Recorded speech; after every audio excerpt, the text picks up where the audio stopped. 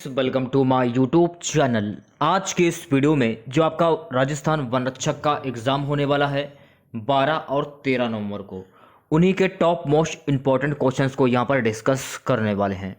और मैं आप लोगों को ये 100% गारंटी देता हूँ कि एग्ज़ाम में बिल्कुल ऐसे ही क्वेश्चन पूछे जाएंगे। तो इस वीडियो को पूरा जरूर देखिए। वीडियो अच्छा लगे वीडियो को लाइक और शेयर जरूर करें। जिन बच्चों ने चैनल को सब्सक्राइब नहीं किया है, प्लीज़ चैनल को सब्सक्राइब करके नोटिफिकेशन बेल को ऑन कर लीजिए। जब आप नोटिफिकेशन बेल को ऑन करेंगे तभी मेरे नए वीडियो नोटिफिकेशन आप सभी लोगों तक आसानी से पहुंच जाएगी। तो चलिए स्टार्ट करते हैं आज का वीडियो। आज के सेशन में पहला क्वेश्चन रहेगा, विख्यात महिला समाज सुधारक छगनवेन राजस्थान के किस क्षेत्र से संबंधित थी? तो विख्यात महिला समाज सुधारक छगनवेन राजस्थान के जोधपुर से संबंधित थी। तो सही आंसर हो जाएगा ऑप्शन ए।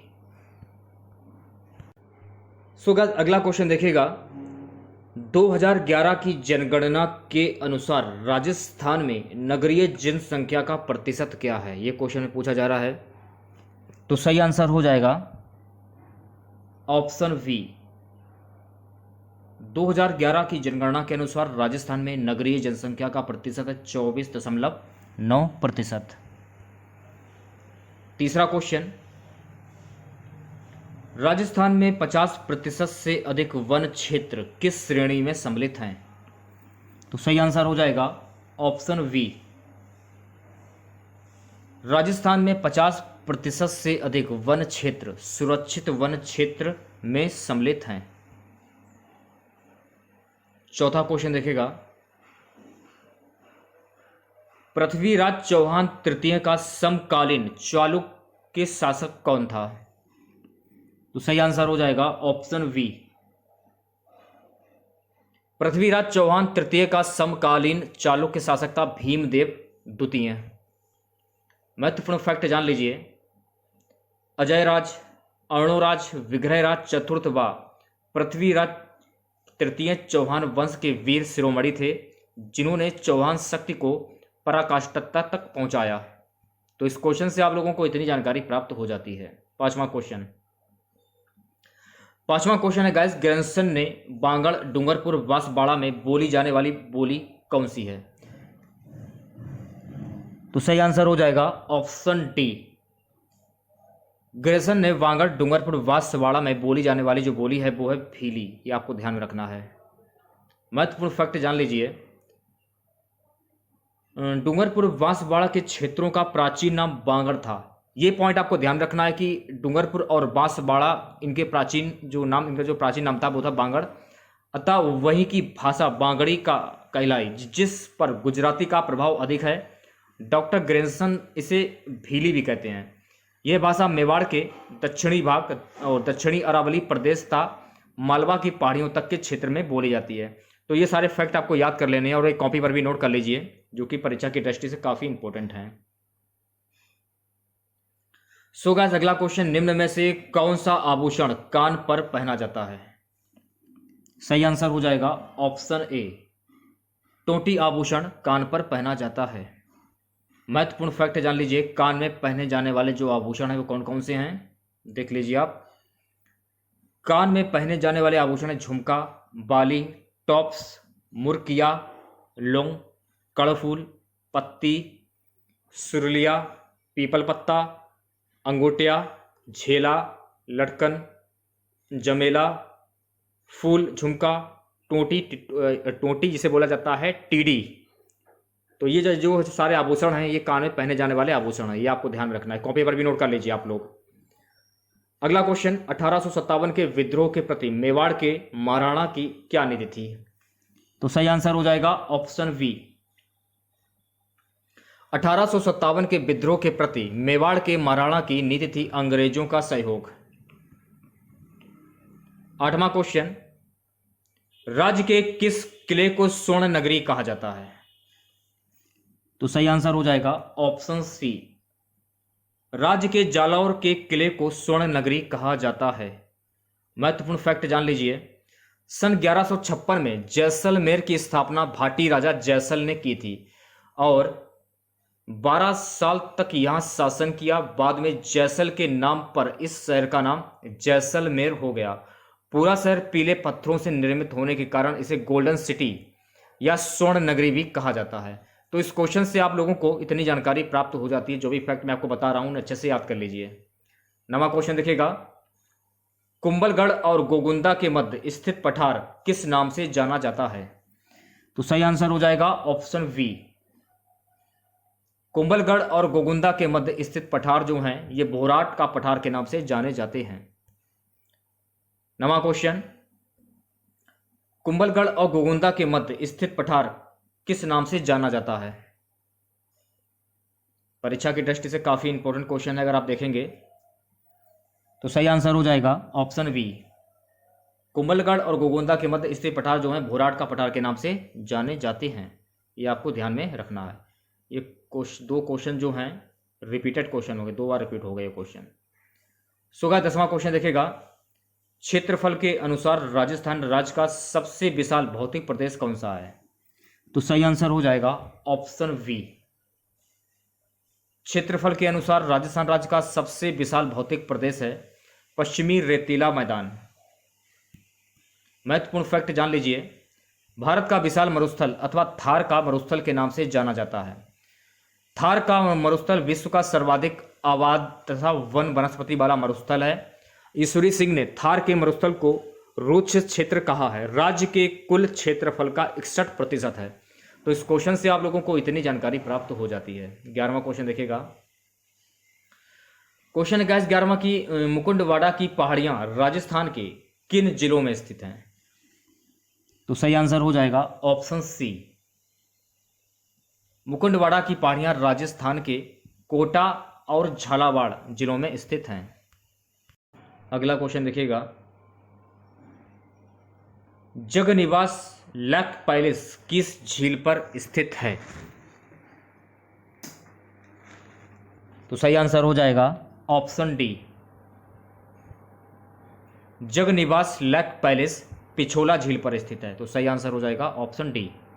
महत्वपूर्ण फैक्ट जान लीजिए, लेक पैलेस जिसे कि पहले जगनिवास के नाम से जाना जाता था, 83 कमरों तथा स्वीट्स का एक होटल है जिसका निर्माण सफ़ेद पत्थर से हुआ है। यह 4 एकड़ के एक नैसर्गिक आधार पर पिछोला झील में उदयपुर राजस्थान में जगनिवास द्वीप पर बना हुआ है। तो इस क्वेश्चन से आप लोगों को इतनी जानकारी प्राप्त हो जाती है। सो गाइस 13वां क्वेश्चन देखिएगा क्या है। 13वां क्वेश्चन है, राजस्थान में दक्षिणी पूर्वी जिलों में पाई जाने वाली काली मिट्टी किस फसल के लिए अच्छी मानी जाती है? तो सही आंसर हो जाएगा ऑप्शन ए। राजस्थान में दक्षिणी पूर्वी जिलों में पाई जाने वाली काली मिट्टी कपास की फसल के लिए अच्छी मानी जाती है। महत्वपूर्ण फैक्ट जान लीजिए, यह मालवा पठार की काली मिट्टी का ही विस्तार है। इसमें साधारणतः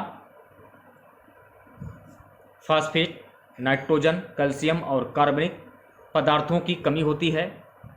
सामान्यतः यह उपजाऊ मिट्टी है जिसमें कपास, मक्का आदि की फसलें प्राप्त की जाती हैं। यह मिट्टी भीलवाड़ा, चित्तौड़गढ़, डूंगरपुर, बांसवाड़ा और उदयपुर के पूर्वी भागों में मिलती है। तो इस क्वेश्चन से आप लोगों को इतनी जानकारी प्राप्त हो जाती है। जो भी फैक्ट मैं आपको बता रहा हूँ उन्हें अच्छे से याद कर लीजिए। 14वां क्वेश्चन देखिएगा, 9 मंजिला बावड़ी कहाँ है तथा उसका निर्माता कौन था? परीक्षा की दृष्टि से काफ़ी इंपॉर्टेंट क्वेश्चन है, अगर आप लोग देखेंगे तो सही आंसर हो जाएगा ऑप्शन वी। 9 मंजिला बावड़ी नीमराणा अलवर में है और इसका निर्माता टुंडरमल है। महत्वपूर्ण फैक्ट जान लीजिए,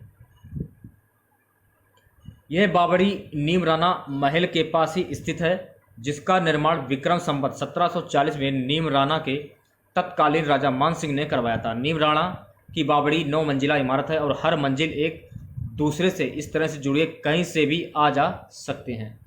तो इस क्वेश्चन से आप लोगों को इतनी जानकारी प्राप्त हो जाती है। ठीक है, अगले क्वेश्चन की ओर बढ़ते हैं। ये वाला क्वेश्चन तो काफ़ी बार पूछा जा चुका है कि पाणत किसे कहते हैं। परीक्षा की दृष्टि से बहुत ही इंपॉर्टेंट क्वेश्चन है, इसे आप याद कर लीजिए। मेरी बात मानिए, आप इसे याद कर लीजिए। तो सही आंसर हो जाएगा ऑप्शन वी। पाणत किसे कहते हैं? तो पाणत फसल की सिंचाई करने की क्रिया को कहते हैं। अगला क्वेश्चन देखिएगा 16वां। 2011 की जनगणना के अनुसार सबसे कम साक्षरता दर वाला जिला जो है वो कौन सा है? तो सही आंसर हो जाएगा ऑप्शन ए। 2011 की जनगणना के अनुसार सबसे कम साक्षरता वाला दर वाला जो जिला है वो है जालौर। महत्वपूर्ण फैक्ट जान लीजिए, 7 वर्ष और उससे अधिक आयु का व्यक्ति जो किसी भी भाषा में समझ के साथ पढ़ और लिख सकता हो उसको साक्षर माना जाता है। 2011 की जनगणना के अनुसार सिरछिप भारत का सबसे अधिक साक्षर जिला था। सिरछिप भारत के मिजोरम राज्य का एक शहर है। ये फैक्ट आपको याद कर लेने हैं। 2011 में जनगणना के आंकड़ों के अनुसार सिरछिप जिले में औसतन साक्षरता दर जो है वो 98.23% है। क्वेश्चन देखिएगा, क्वेश्चन में पूछा जा रहा है कि राजस्थान की मतलब जो जनगणना है वो साक्षरता दर वाला जो जिला कौन सा है। फैक्ट में आपको काफ़ी कुछ देखने को मिल रहा है, इसमें देख सकते हैं आप लोग, काफ़ी कुछ फैक्ट में है। तो ये सारे फैक्ट आपको अच्छे से याद कर लेने, क्योंकि कुछ भी पूछा जा सकता है पेपर में। तो जो जनगणना के आधार पर साक्षरता वाले जिले हैं उन्हें भी आपको याद करना है, और भी जो जिले हैं उन्हें भी आपको याद करना है। ठीक है, अगला क्वेश्चन देखिएगा। राजस्थान देश के किस भाग में स्थित है? परीक्षा की दृष्टि से बहुत ही इंपॉर्टेंट क्वेश्चन है। तो सही आंसर हो जाएगा ऑप्शन डी। राजस्थान देश के उत्तर पश्चिम भाग में स्थित है। महत्वपूर्ण फैक्ट जान लीजिए, राजस्थान क्षेत्रफल की दृष्टि से भारत गणराज्य का सबसे बड़ा राज्य है। यह भारत के उत्तर पश्चिम इलाके में स्थित है। इसमें थार रेगिस्तान नामक बहुत विशाल बंजर भूभाग शामिल है, जिसे ग्रेट भारतीय रेगिस्तान भी कहा जाता है, जो पश्चिम में पाकिस्तान की सीमा तक सतलुज सिंधु नदी घाटी तक फैला हुआ है। तो इस क्वेश्चन से आप लोगों को इतनी जानकारी प्राप्त हो जाती है। नेक्स्ट क्वेश्चन देखिएगा। राजस्थान राज्य के दक्षिणी पश्चिमी सीमा किस राज्य से मिलती है? तो सही आंसर हो जाएगा ऑप्शन सी। राजस्थान राज्य के दक्षिणी पश्चिमी सीमा गुजरात राज्य से मिलती है, यह आपको ध्यान में रखना है। अगला क्वेश्चन देखिएगा। महत्वपूर्ण फैक्ट तो मैं आपको बताता ही रहता हूं और साथ में पीडीएफ भी दे देता हूं।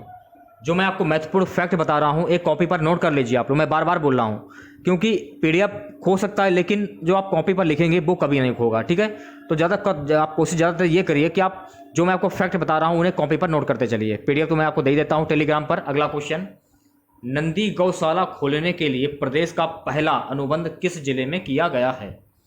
तो सही आंसर हो जाएगा ऑप्शन डी। नंदी गौशाला खोलने के लिए प्रदेश का पहला अनुबंध हनुमानगढ़ जिले में किया गया है। महत्वपूर्ण फैक्ट हो जान लीजिए आप लोग। पंचायत समिति स्तर पर नंदी गौशाला खोलने को लेकर पहला अनुबंध हनुमानगढ़ जिले में हुआ है।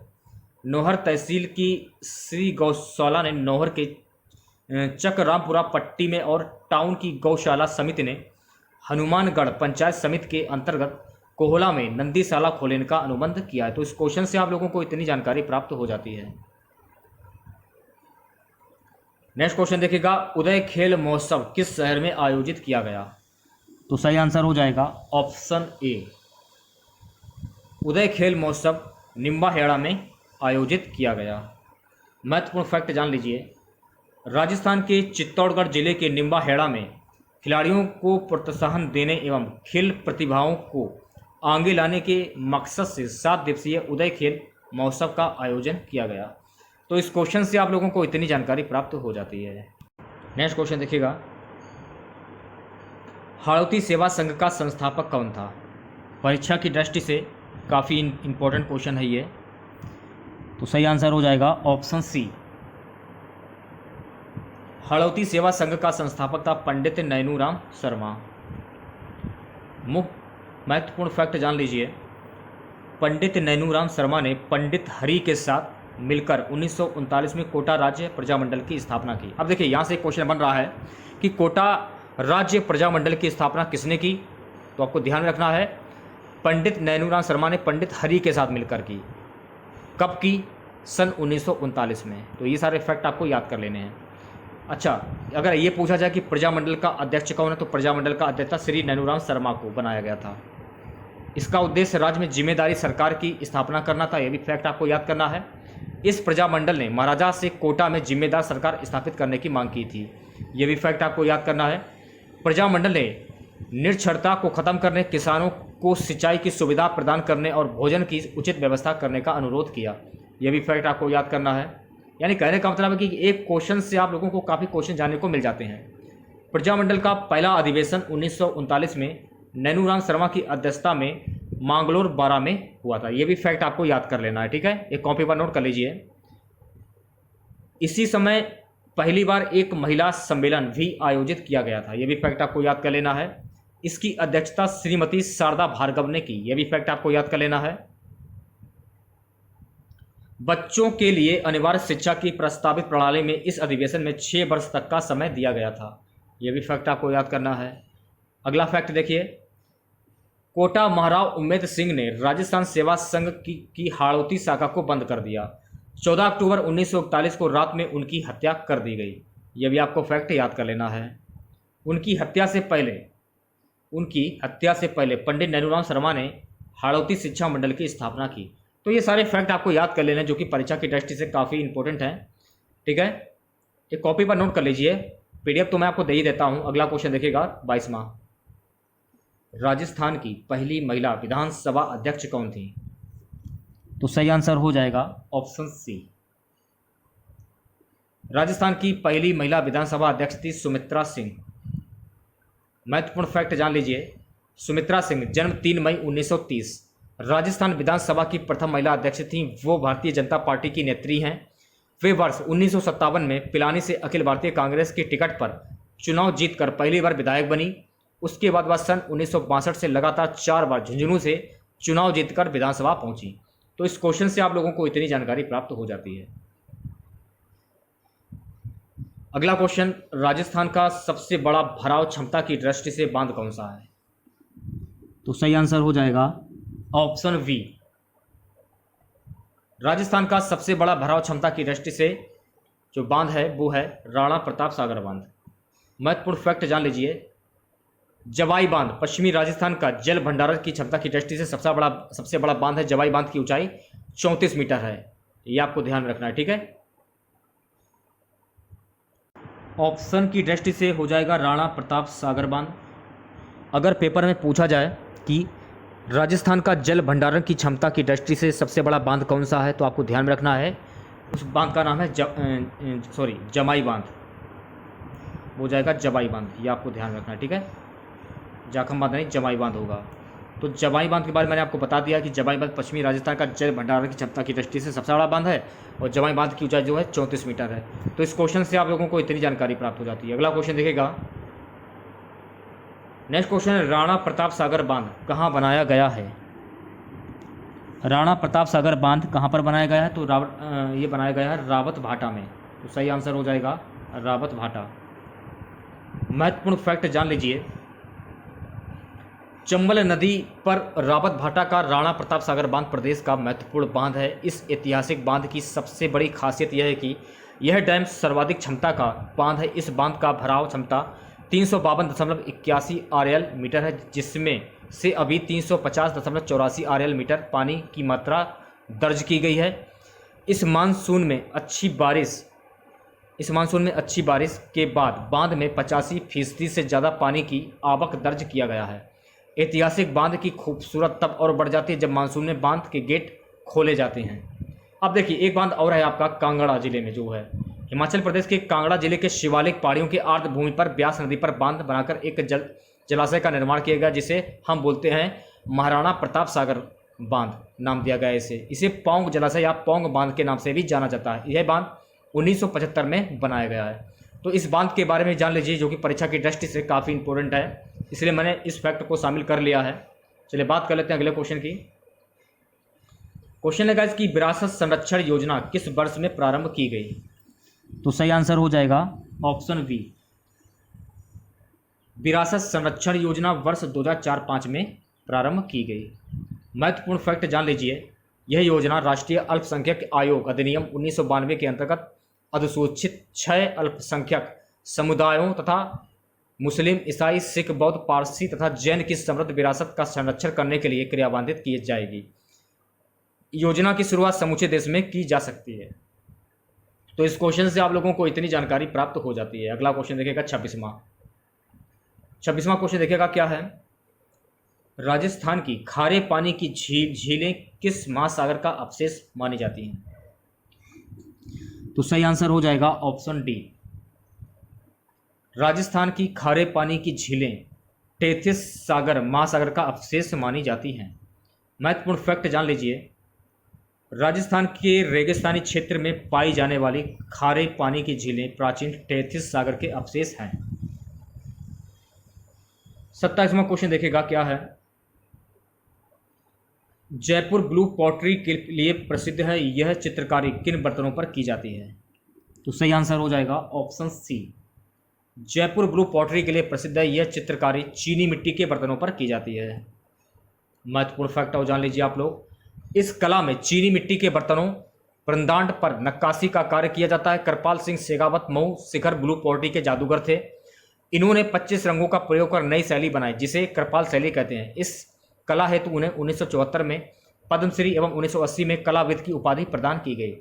तो ये सारे फैक्ट आपको याद कर लेने हैं जो कि परीक्षा की दृष्टि से काफ़ी इंपॉर्टेंट है। अगला क्वेश्चन देखिएगा, प्रसिद्ध मीनाकारी थेब कला का संबंध किस जिले से है? तो सही आंसर हो जाएगा ऑप्शन ए। प्रसिद्ध मीनाकारी थेबा कला का संबंध प्रतापगढ़ जिले से है। महत्वपूर्ण फैक्ट जान लीजिए। पहला फैक्ट है, राजस्थान का प्रतापगढ़ थेबा कला के लिए प्रसिद्ध है। अगला फैक्ट, यह 23 के सोने से गहने बनाने की कला है जिसे बहुरंगी कांच से सजाया जाता है। यह भी फैक्ट याद कर लेना है लोगों को। इस कला को पहली बार मुगल युग में विकसित किया गया था। अगला फैक्ट, मीनाकारी और थेबा कला भारत के दुल्हन के आभूषण बनाने की कला में सबसे प्रभावशाली है। तो ये सारे फैक्ट आपको याद कर लेने हैं और कॉपी पर भी नोट कर लीजिए। चलिए बात कर लेते हैं अगले क्वेश्चन की। सुमेलगिरी का युद्ध किस किस के मध्य लड़ा गया था? परीक्षा की दृष्टि से काफ़ी इंपॉर्टेंट क्वेश्चन है ये। तो सही आंसर हो जाएगा ऑप्शन डी। सुमेलगिरी का युद्ध राव मालदेव और शेरशाह सूरी के मध्य जो है ये लड़ा गया था। महत्वपूर्ण फैक्ट जान लीजिए, विक्रम संवत 1600 यानी 5 जनवरी 1544 में जोधपुर मारवाड़ के महाप्रतापी राजा मालदेव के सेना नायक जैताजी बा कुपाजी के नेतृत्व की सेना ने दिल्ली के बादशाह शेरशाह सूरी के मध्य पाली जिले में के गिरी सुमेल का युद्ध हुआ था। तो इस क्वेश्चन से आप लोगों को इतनी जानकारी प्राप्त हो जाती है। ये कॉपी पर नोट कर लीजिए आप लोग। अगला क्वेश्चन, चूहों के देवी के रूप में प्रसिद्ध देवी कौन सी है? तो सही आंसर हो जाएगा ऑप्शन सी। चूहों के देवी के रूप में प्रसिद्ध देवी है करणी माता। महत्वपूर्ण फैक्ट जान लीजिए, करणी माता का मंदिर एक प्रसिद्ध हिंदू मंदिर है जो राजस्थान के बीकानेर जिले में स्थित है। इसमें देवी करणी माता की मूर्ति स्थापित है। यह बीकानेर से 30 किलोमीटर दक्षिण दिशा में देशनोक में स्थित है। करणी माता का जन्म चारणकुल में हुआ। यह मंदिर चूहों का मंदिर भी कहलाता है। तो इस क्वेश्चन से आप लोगों को इतनी जानकारी प्राप्त हो जाती है। अगर पूछा जाए कि करणी माता का जो मंदिर है ये कहाँ पर स्थित है? बीकानेर में स्थित है। ठीक है।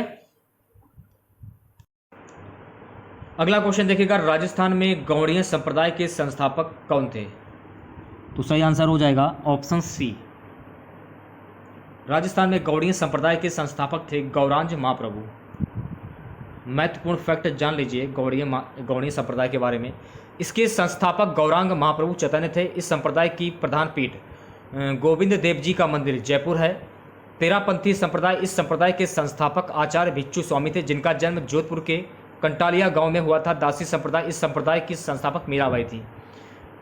तो इस क्वेश्चन से आप लोगों को इतनी जानकारी प्राप्त हो जाती है। सो गाइस, अगला क्वेश्चन, सर्वप्रथम राजस्थान में रेडियो का प्रसारण कहाँ हुआ? तो सही आंसर हो जाएगा ऑप्शन डी। सर्वप्रथम राजस्थान में रेडियो का प्रसारण जोधपुर में हुआ। अगला क्वेश्चन देखेगा क्या है। 33वां क्वेश्चन है, सरकारी तंत्र में संचालित शक्कर का कारखाना ये कहाँ पर स्थित है? तो सही आंसर हो जाएगा ऑप्शन डी। सरकारी तंत्र में संचालित शक्कर का कारखाना केशव राय पाटन में स्थित है।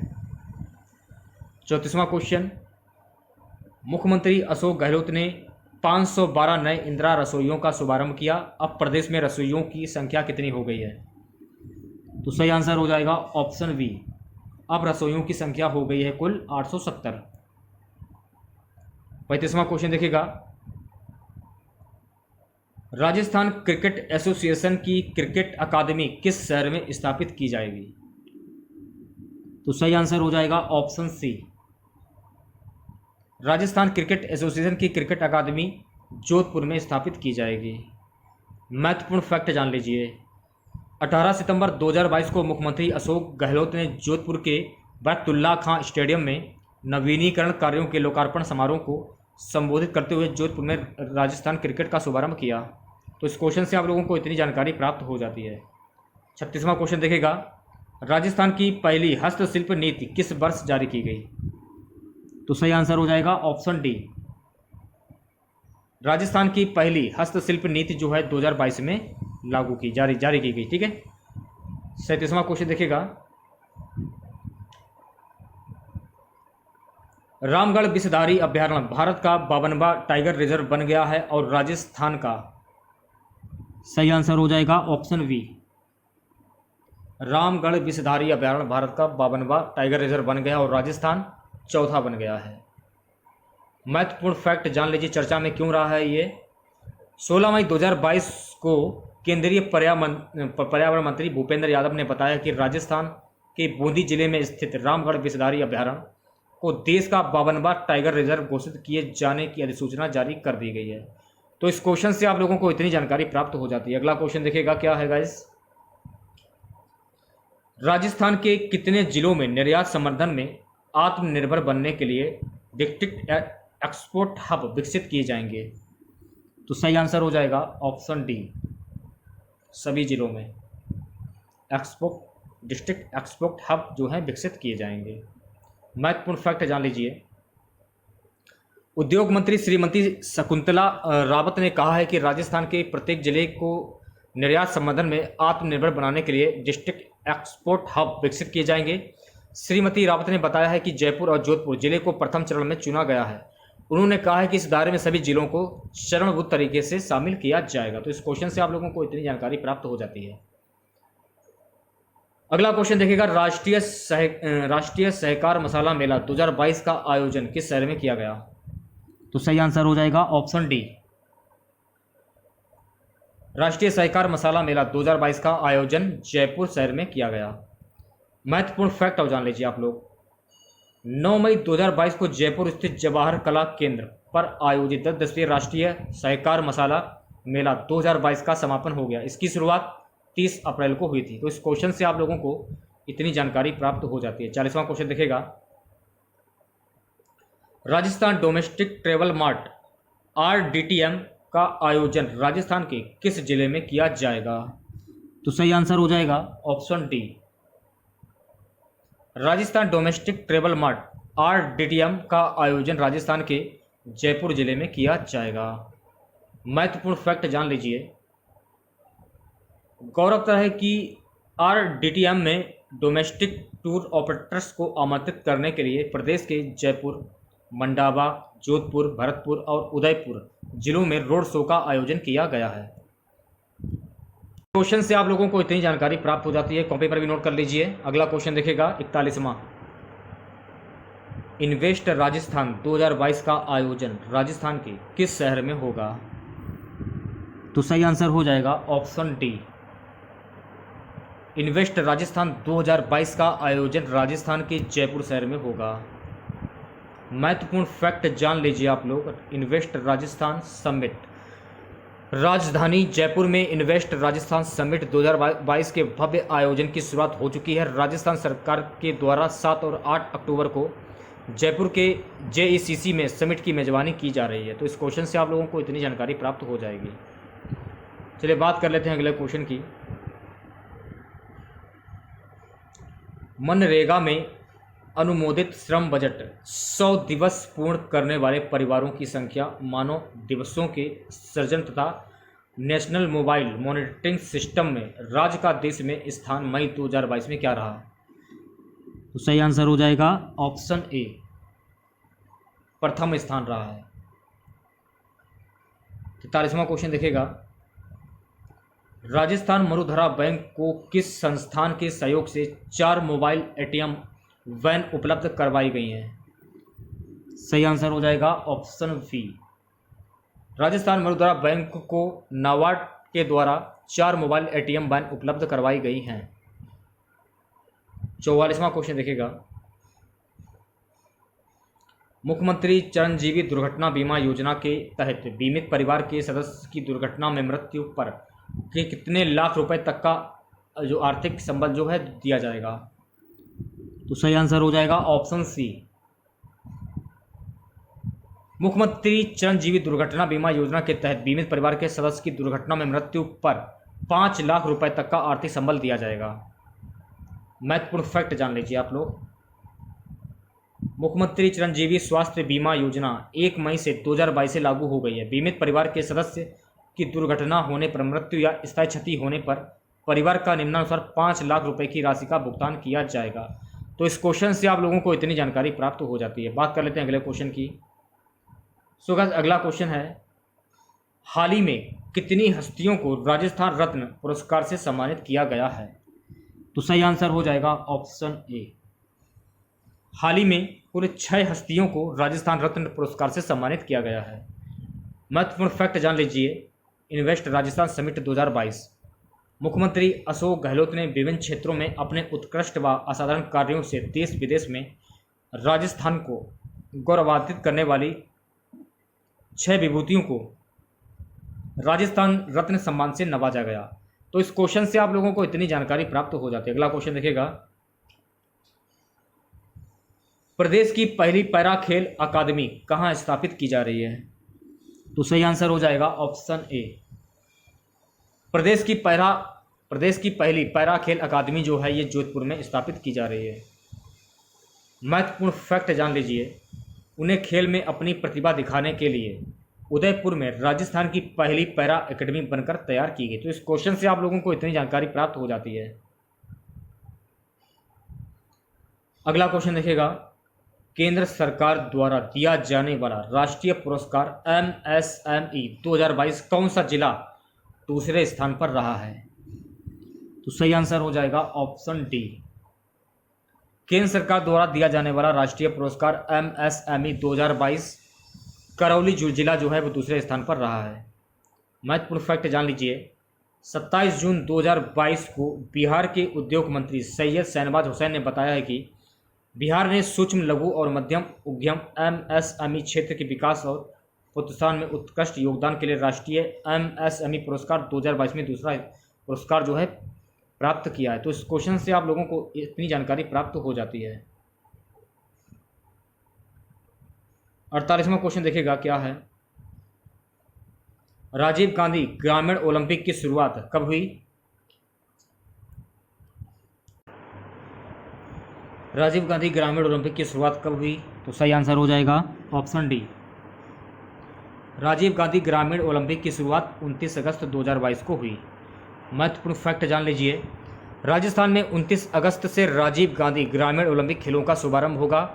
मुख्यमंत्री अशोक गहलोत ने जयपुर के सवाई मानसिंह स्टेडियम के इंडोर हॉल में इन खेलों के शुभंकर शेरू का अनावरण कर थीम सॉन्ग जारी किया। इन खेलों में किसान परिवारों से जुड़े युवा, महिलाएं और बुजुर्ग खिलाड़ियों सहित करीब 30 लाख खिलाड़ी भाग लेंगे। तो इस क्वेश्चन से आप लोगों को इतनी जानकारी प्राप्त हो जाती है। अगला क्वेश्चन देखिएगा, 49वां, निम्नलिखित नेताओं में से कौन 1857 के विद्रोह से संबंधित नहीं था?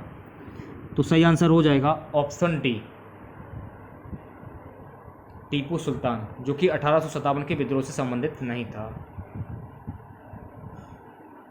अगला क्वेश्चन 50वां, निम्बों का नाथ मेला किस जिले में भरता है?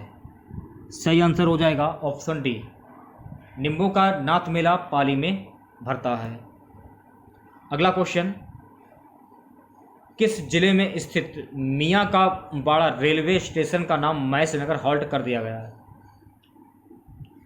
तो सही आंसर हो जाएगा ऑप्शन डी, बाड़मेर में स्थित मियाँ का बाड़ा रेलवे स्टेशन का नाम महेशनगर हॉल्ट कर दिया गया है। महत्वपूर्ण फैक्ट जान लीजिए, राजस्थान के बाड़मेर जिले के बालूतरा इलाके में मियाँ का बड़ा रेलवे स्टेशन का नाम बदलकर महेशनगर हॉल्ट कर दिया गया। आज़ादी के बाद से ही राजस्थान के लोग मियाँ का बाड़ा गांव का नाम बदलने की मांग करते आ रहे हैं। तो इस क्वेश्चन से आप लोगों को इतनी जानकारी प्राप्त हो जाती है। आज का हमारा सबसे लास्ट क्वेश्चन रहेगा, खेलो इंडिया यूनिवर्सिटी गेम्स 2021 में राजस्थान के किस विश्वविद्यालय ने पुरुषों की कबड्डी का स्वर्ण पदक जीता? तो सही आंसर हो जाएगा ऑप्शन बी, कोटा विश्वविद्यालय ने स्वर्ण पदक कबड्डी में जीता है। तो आज के इस वीडियो में हाँ एक्स्ट्रा फैक्ट और जान लीजिए आप लोग। 3 मई 2022 को बेंगलुरु में आयोजित खेलो इंडिया यूनिवर्सिटी गेम्स 2021 में पुरुषों की कबड्डी प्रतियोगिता के फाइनल में कोटा विश्वविद्यालय राजस्थान ने चौधरी बंसीलाल विश्वविद्यालय हरियाणा को हराकर यह स्वर्ण पदक अपने नाम किया है।